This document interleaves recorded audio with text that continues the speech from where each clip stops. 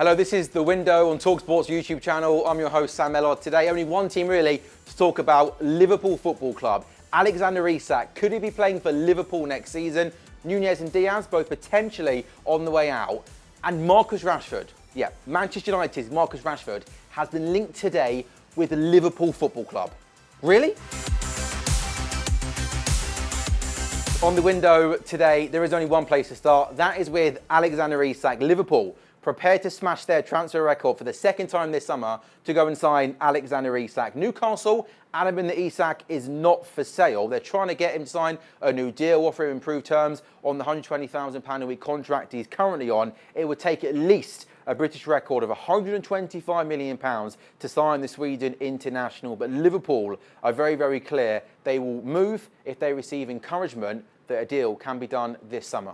I think there's two angles to talk about when it comes to Alexander Isak. I think from a Liverpool fan situation, you can only be excited when you read stories of Alexander Isak. I think there's absolutely no doubt about it. He's the best centre-forward in world football. He's at a really, really good age. And if Liverpool can sign Alexander Isak, I think that guarantees you 5 seasons minimum, 25 goals a season, year in, year out. Premier League proven, movement, finishing, pace, link-up play. It's hard to not be excited from a Liverpool point of view. I think if I was to look at the deal in a bit more of a broader way, I don't think Liverpool sign Alexander Isak this summer. He's got 3 years left on his contract. So from that point of view, Newcastle are in, at the moment, quite a decent position in terms of not having to sell him. They've got Champions League football, and they know that whether it's next year or the year after, teams are still going to be coming in for him. So my guess of how I see this situation panning out in the next year is Newcastle are going to make their feelings to Liverpool pretty clear.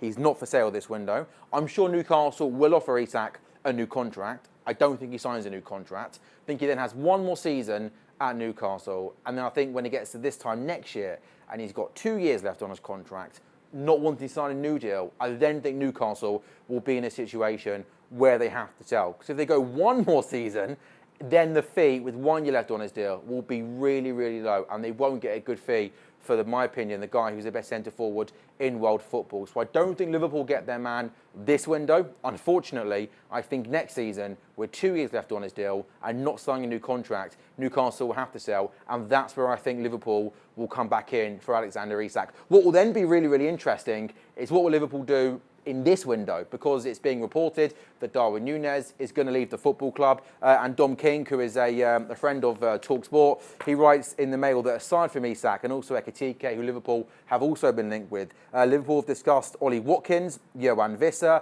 Victor Osimhen as well. And by the way, stand by for this, and I promise you, it's not April Fool's Day. Manchester United's Marcus Rashford, his name was floated during a conversation, but nothing has progressed beyond that. There is little potential for a deal to be pursued, given who he plays for and also his form. I have to say, I would pay good money to be sitting in the committee room when Visser's name gets mentioned, Watkins' name gets mentioned, Osimhen's name gets mentioned, and then somebody floats the idea of Marcus Rashford. I mean, even as a joke, that's not funny. Marcus Rashford, again, 2 obvious reasons. The Manchester United links, the Manchester United player through and through, and a Manc.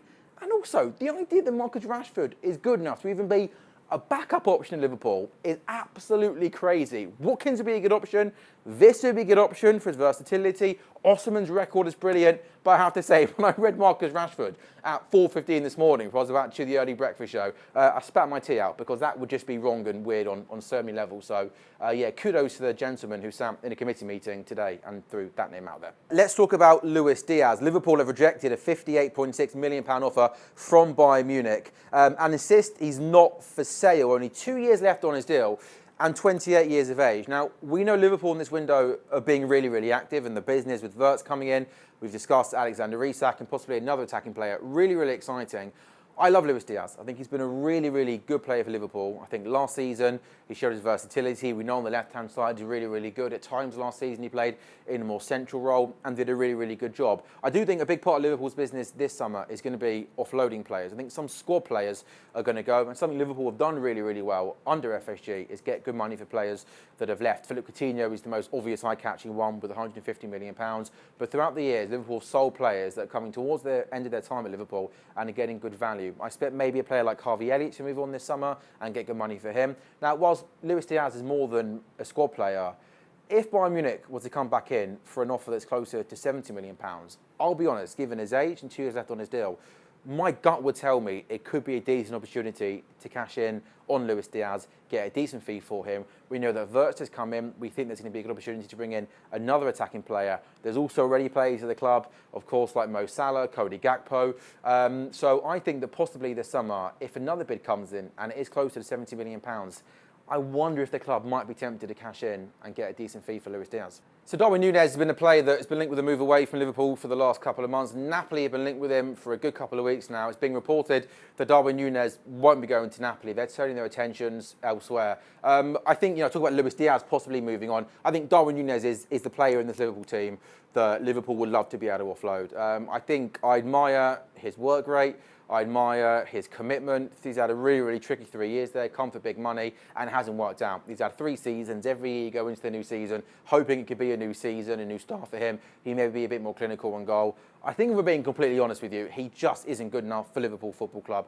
Too rash in front of goal. And I think Liverpool would love to be able to offload Darwin Nunez this summer and get some money for him. I thought Napoli would be a really good fit for him. I thought the league would have suited him, the physicality of it.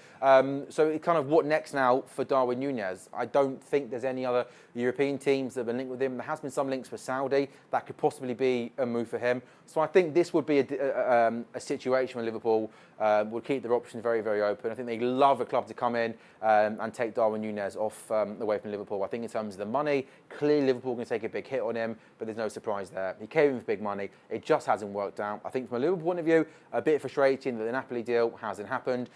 So yeah, I think we're going to hope for another club to come in. And from Darwin Nunez' point of view as well, I think he's falling way down the pecking order at Liverpool. He wouldn't play too much next season. And I think he's the sort of player that just needs a new challenge, a new league. I don't believe he's a bad football player. I think a new league, a new challenge, a new climate, a fresh start, it could work for Darwin Nunez. So I think for all parties, I hope that he can get his move this summer. And reports last night suggested that Liverpool could rival Newcastle for the signature of Ekitike. I'm sure Newcastle fans are loving Liverpool at the moment. This will take a huge bid to get it over the line. It's been reported that Newcastle had a club record £70 million bid rejected. So that's a big offer Newcastle have had rejected.